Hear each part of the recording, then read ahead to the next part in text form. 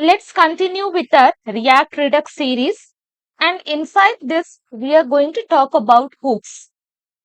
In our previous session, we have seen how to create action creator, how to create a store, how to connect store, and also we have seen how to dispatch actions, how to create reducers, and so many other stuff which are important in Redux.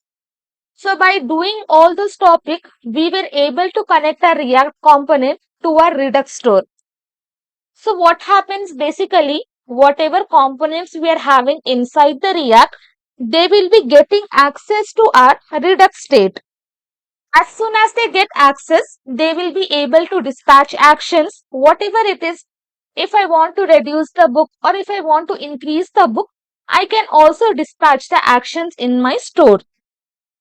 So basically components, now this is my component, React component book container.js. They will be getting access to the state and they will be dispatching an actions. Using this connect function, we were able to connect everything. Now what is the need of hook? By using connect function also, we are getting the result. We are able to dispatch actions. We are able to access the state.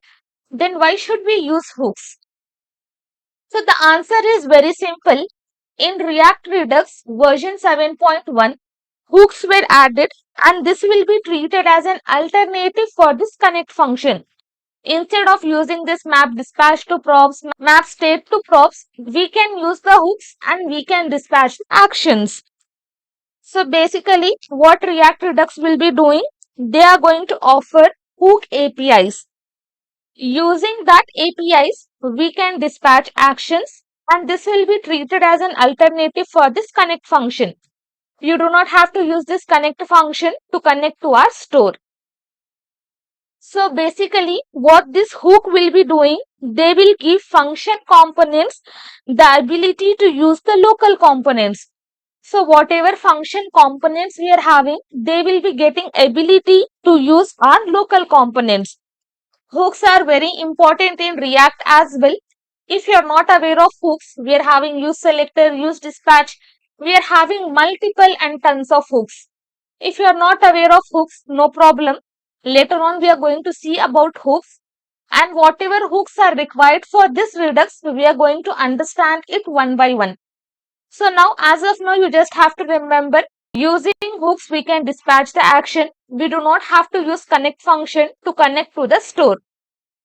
So what this API will be doing, they will be subscribing to a Redux store.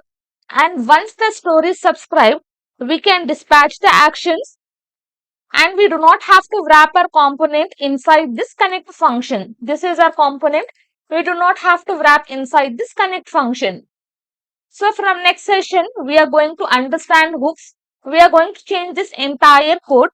Instead of using this connect function, we will use hook and we will get the result.